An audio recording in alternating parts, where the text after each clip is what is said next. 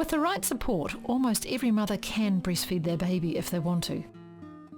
Many mums give up because they get cracked nipples or they think they're not making enough milk. Beautifully. Is there any pain at all? No, none. No pain? Rather than struggling on your own, ask for help. I had trouble with my right breast breastfeeding, and I called my lactation consultant to get some help with the latching on because I thought it was my problem.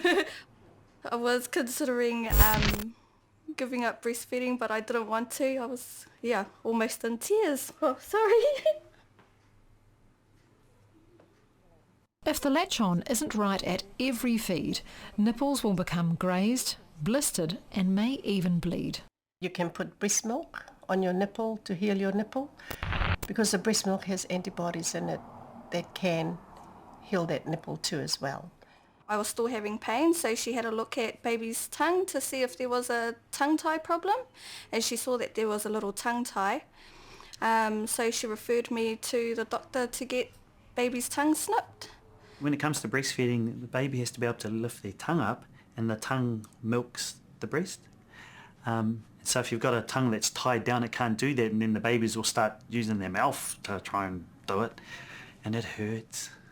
Majority of tongue ties, if you have a look at them, it's a transparent piece of skin. I just put my finger and lift the tongue up and go snip. But by far the most common reason for getting sore or cracked nipples is a mum simply not getting her latching technique right. This was the case for Cindy. Cracked nipples create a port of entry for infection, and Cindy soon got mastitis or breast infection.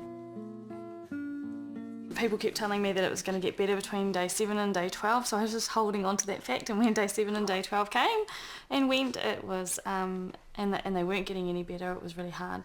Mastitis is the next step on from engorgement. So you've got engorgement, you still haven't emptied your breasts, enough, and slowly there's a backflow of milk that just backs up, and then you start getting an infection inside your breast. If you think your breasts are not being fully emptied at one feed, then you can hand express, or use a pump, or have a warm shower which stimulates the letdown reflex. Milk will flow and relieve some of the pressure. Breast infections can happen easily in the early days as mums and newborns get supply and demand established.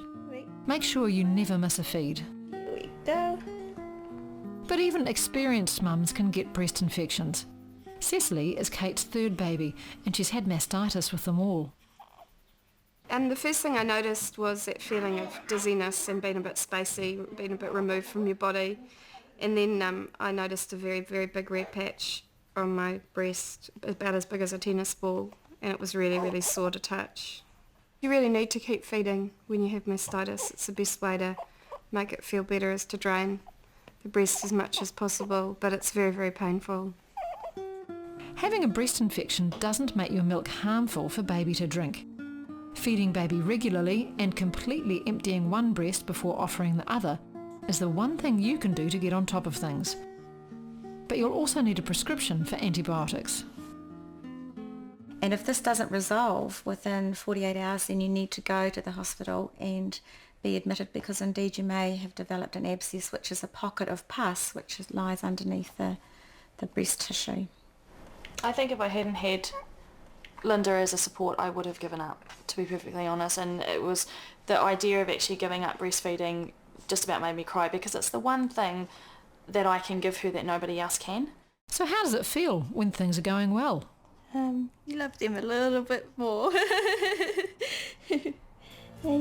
Raising children's here to support you, but there's much to learn as a parent. So make sure you seek further advice and help. A good start is a social service agency, an early childhood education provider, or a health professional. This is made by Raising Children Media.